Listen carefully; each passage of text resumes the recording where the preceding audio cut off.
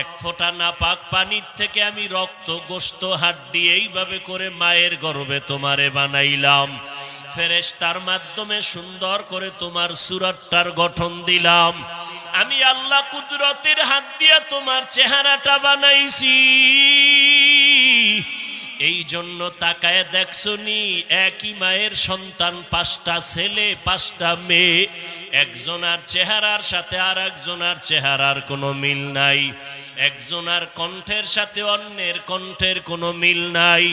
আমি আল্লাহ এত সুন্দর করে তোমাকে বানাইলাম, তুমি দুনিয়াতে আসার পরে কি খাইবা আমি আল্লাহ আগের থেকে খানার আয়োজন করে দিলাম। কারণ আমি তোমারে বড় আদর করি, মায়া করি, আমি আল্লাহ তোমাকে বড় মোহাব্বত করি। এই জন্য তুমি দুনিয়াতে আসার আগে সব আয়োজন করে দিলাম।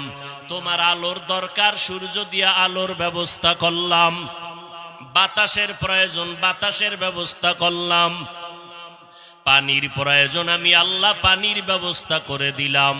আমি আল্লাহ পাক চলার জন্য রাস্তা দরকার, রাস্তার ব্যবস্থা করে দিলাম। আমি আল্লাহ পাক আবার এগুলোর বিনিময়ে কিছু চাই নাই। বান্দা তোর সূর্যের আলো দরকার, ফ্রি ভাবে ব্যবহার কর, কোনো বিল দেওয়া লাগবে না। দুনিয়ার মানুষ যন্ত্র নিয়ে সূর্যের আলোটাকে কন্ট্রোল করে এরপরে বিদ্যুতের আবিষ্কার করিয়া মানুষের বিদ্যুৎ দেয়, আবার মাসে মাসে বিল নেয়। আমি আল্লাহ তোর জন্য সূর্যটার আলো ফ্রি করে দিলাম, কোনো বিল দেওয়া লাগবে না। এরে বান্দা, তুই পানি দোকানে গেলে পানি কিনে খেতে হয়, 1 গ্লাস পানি টাকা ছাড়া তোকে দিবে না। আর আমি আল্লাহ তোরে এত আদর করে বানাইছি, আমি জানি পানির বিল চাইলে তুই দিতে পারবি না, বড় দুর্বল। আমি আল্লাহ সমস্ত মানুষের জন্য পানিটারে ফ্রি বানায় দিলাম। বান্দা, পানি পান করিয়া তোর কলিজা ঠান্ডা কর। জমিনের পানির দ্বারাও তোর কলিজা ঠান্ডা যদি না হয়, ওরে নারিকেল গাছের দিকে নজর করিয়া দেখ। আমি আল্লাহ তোর যত বড় সূর্যের গরম, এত গরমও যদি হয় কিন্তু দেখবি নারিকেল গাছের পানি কখনো গরম হবে না। এরে বান্দা, ওটাও তোর আরামের জন্য ব্যবস্থা করে দিলাম, কোনো বিল নাই। এরে বাবা, আমি আল্লাহ পাক বাতাসটারে তোমার ফ্রি করে দিলাম। হসপিটালে গিয়া যদি অক্সিজেন লাগাও, কম্পিউটারে বিল উঠে, মিনিটে মিনিটে বিল দেওয়া লাগবে। আল্লাহ বলেন, বান্দা তোর বিল দেওয়ার ক্ষমতা নাই, আমি আল্লাহ সব ফ্রি করে দিলাম। এরে বান্দা, তোর খানা দরকার, ঘুমের দরকার, ঘুমা। আরামের ঘুমের জন্য রাতের আয়োজন করে দিলাম। ওয়াজআলনাল লাইলা লিবাসা ওয়াজআলনান নাহারা মাআশা।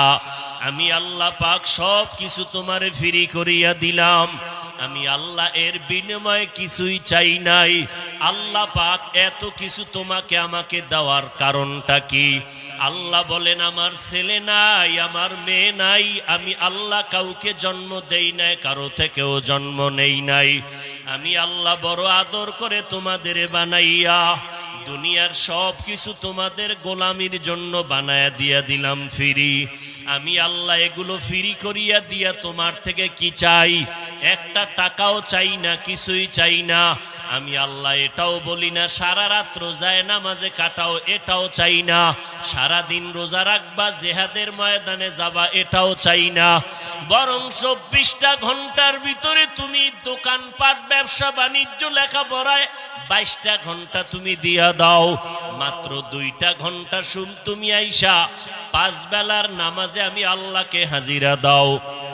আমি আল্লাহ তোমারে ফজরের সময় ডাক দিছি, হাইয়া আলাস সালাহ। তুমি 20 মিনিটের সময় ব্যয় করিয়া 4 রাকাত নামাজ পড়ে দোকানে চলে যাও। আবার তুমি জোহরের 10 রাকাতে আসিয়া হাজিরা দিয়া 20 মিনিট দিয়া আবার ব্যবসায় চলে যাও। আবার আসরের 4 রাকাতে এসে হাজিরা দিয়া 20 মিনিট দিয়া আবার তুমি দোকানে চলে যাও। মাগরিবের 5 রাকাতে 20 মিনিট সময় দিয়া তুমি ব্যবসায় চলে যাও। আবার এশার 9 রাকাত নামাজে 20 মিনিট সময় দিয়া তুমি ঘরের মধ্যে চলে যাও। সন্তান পরিবারের সময় দিয়া ঘুমাও। ঘুমের থেকে উঠিয়া যদি আবার ফজরের নামাজ আদায় করো, আমি আল্লাহ ওয়াদা করলাম সারা রাতের ঘুমের হিসাব আমি নিব না। বরং এই ঘুমের সময়টাও নেকের পাল্লায় ওজন দিয়া দিব। এরে বান্দা তুই ব্যবসা করো, চাকরি করো, লেখাপড়া করো, ডাক্তারি পড়ো, ইঞ্জিনিয়ারিং পড়ো, প্রফেসর হও, কোনো বাধা নাই। চাকরি করো, বাধা নাই। বান্দা ব্যবসা করো, বাধা নাই। তবে 5 বেলার হাজিরা দিয়া যদি আমার কাছে আইসা মাথা নত করো, যখন কপালটা সিজদায় ঠেকাইয়া মাটিতে মিলাইয়া দাও, আমি আল্লাহ তোর কপালের নিচে কুদরতের পা ঢুকাইয়া দেই।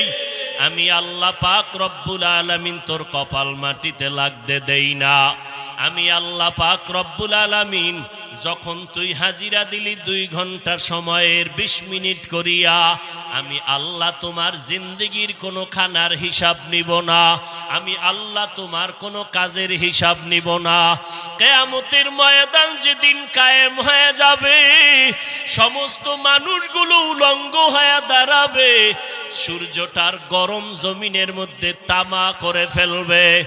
আল্লাহ তাআলা ওই দিন কাহারিয়াতের আওয়াজ দিয়া বলবেন, লিমানিল মুলকুল ইয়াউম লিল্লাহিল ওয়াহিদিল কাহ্হার। আল্লাহর নবী বলেন, এমন ভয়ঙ্কর অবস্থা হবে হাসরের ময়দানে, যেসব নবীদের কোনো গুনাহ নাই, সেই নবীরা পর্যন্ত কান্নায় বিভোর হয়ে যাবে। সূর্যের গরমে জমিনটা তামা হয়ে যাবে। গুনাহগারের মাথার মগজগুলো ভাতের মারের মতো ফুটতে থাকবে। পেটের নারী বুড়ি পায়খানার রাস্তা দিয়ে পড়ে যাবে। ওই কঠিন সময়ে যারা আল্লাহর মোহাব্বতে নামাজ পড়ি আল্লাহকে নিয়ে কবরে যাবে, হাসরের ময়দানে উঠবে, আল্লাহ পাক তার আশেকদের ডাকবেন আর বলবেন, ওরে আমার আশেকের দলের আয়, দুনিয়াতে আরামে ঘুমাইতে পারো নাই, খেতে পারো নাই, আজ আমার মাওলার আরশে আজিমের নিচে গিয়ে আশ্রয় নাও। সূর্যের গরম তোমাদের মাথায় আমি আল্লাহ লাগতে দিব না। এরে নবীরা আশেক উম্মতের দল, ওই হাসরের ময়দানে কঠিন মুসিবতের সময় নেক আমল তোমার আমার নাজাতের জরিয়া হয়ে যাবে। এজন্য আল্লাহ বলেন, এরে মানুষ, যদি রবের মোলাকাত চাও তো বেশি নেক আমল করো, আর আমল আল্লাহর কাছে কবুল হওয়ার জন্য বেশি বেশি ইখলাস নিয়ে বান্দা আমল করো। শিরিকের গন্ধ যেন আমলের মধ্যে না থাকে। মদিনার নবী বলেন, আখলিস দীনাকা ইয়াকফিকাল আমালুল কলিল। অল্প আমল ও নাজাতের জরিয়া হবে যদি ইখলাস ওয়ালা আমল হয়। আল্লাহর এক বান্দি রাস্তা দিয়ে হাঁটিয়া যায়, এমন কোনো গুনাহ নাই বান্দি করে নাই। হঠাৎ নজর করে দেখে রাস্তার পাশে একটা কুকুর পানির পিপাসায় জিহ্বা বের করে ছটফট করে আর কান্না করে। ওই জাহান্নামী নারীটার অন্তরে মায়া জন্ম হয়ে গেল। আল্লাহর বান্দি কুকুরের পিপাসা নিবারণের জন্য পানির কূপের কিনারায় চলে গেল। গিয়া দেখে কূপের নিচে পানি উঠাবার কোনো পাত্র নাই। আল্লাহর বান্দির পায়ে ছিল চামড়ার মোজা। চামড়ার মোজাটা খুলিয়া দেখে তারপরও পানি হাতের নাগালে পাওয়া যায় না। আল্লাহর বান্দির মাথায় ছিল ওড়না। ওড়নার একটা মাথা দিয়া মোজার সাথে বেঁধে পানি উঠাইয়া কুকুরটাকে পান করাইল। আল্লাহর নবী বলেন, সাহাবায়ে কেরাম, ওই জাহান্নামী নারীটা আল্লাহর মোহাব্বত নিয়ে কুকুরকে পানি পান করাবার কারণে গাইবি আওয়াজ আসতেছে, ও বান্দি, তুমি যত অন্যায় করেছো কুকুরটাকে পানি পান করাইলা, এই যে ছোট একটা আমল করলা একমাত্র আল্লাহর মোহাব্বতের কারণে, এর বিনিময়ে তোমার জীবনের সব গুনাহগুলো মাফ করে দিয়েছেন। কাদেরে কুদরত দারি বার কামাল, আন্তা রব্বি আন্তা হাসবি জুল জালাল, তুহি কাদের জলিলুল্লাহ জাহাদার, বহর হালে তুহি মেরা নেগাহদার। এরে নবীর উম্মত আশিকের দল, ও বৃদ্ধ বাবাজি, ও পর্দার আড়ালের মা, ও যুবক ভাইরা, আল্লাহর নবীর সুন্নতের মালাটা গলায় লাগায় নাও। এরে যুবক, কয়দিন আর দুনিয়ায় বাহাদুরি করবা এমন কোন দিন নাই যুবকের লাশের খবর নাই রে বাবা। স্কুলে পড়ো আলহামদুলিল্লাহ, কলেজে পড়ো আলহামদুলিল্লাহ, চাকরি করো, ব্যবসা করো আলহামদুলিল্লাহ, তবে নবীর সুন্নতের মালাটা গলায় লাগাইয়া চলো। 5 বেলার নামাজ পড়ো, মা বাবার খেদমত করো, ওলামায়ে আহলে হক খাঁটি আল্লাহওয়ালাদের পরামর্শ নিয়ে আমল করো। আজকে তুমি নবীর সুন্নতের আমল করো না, অথচ আমার মায়ার নবী কেমন আশিক উম্মতের জন্য। আল্লাহর নবী বলেন কিয়ামতের দিন নবীরা নাফসি নাফসি বলে কাঁদবেন। ওই কঠিন সময় আমি মুহাম্মদ আমার উম্মতেরে ভুলবো না, আমি উম্মতি উম্মতি বলে কান্না করব। যেই নবী দুনিয়াতে আসিয়া বাবা হারাইলেন, নবী মা বলিয়া ডাকতে পারলেন না, ওই নবী মা বাবা হারাইয়া এত কাঁদেন নাই, উম্মতের জন্য এত কান্না করলেন। এরে নবীর উম্মত, আমার নবীর 63 বছর জীবন শেষ, ইন্তেকালের সময় যখন চলে আসলো, জিবরাইল আইসা হাজির হয়ে গেল, সালাম দিল, নবী আজরাইল আসছে আপনার জান কবজের জন্য, অনুমতির প্রয়োজন, তবে আপনি জমিনে থাকবেন নাকি আসমানে চলে যাবেন ঈসা নবীর মতো? মায়ার নবী বলেন না না, আমি আসমানে যাব না, আমার উম্মত জমিনে থাকবে, আমিও জমিনের মধ্যে থাকতে চাই। আল্লাহ জানায় দিলেন, জিবরাইল আমার নবীরে জানায় দাও, আমার নবী উম্মতের এতটাই আশিক, আমার নবী কবরের মধ্যে যাওয়ার পরেও আমি নবীরে জিন্দা রাখবো। আর সারা দুনিয়াতে উম্মতেরা কখন কি আমল করে, ফেরেশতার মাধ্যমে নবীর কাছে আমি আল্লাহর কুদরতে খবর পৌঁছানো হবে।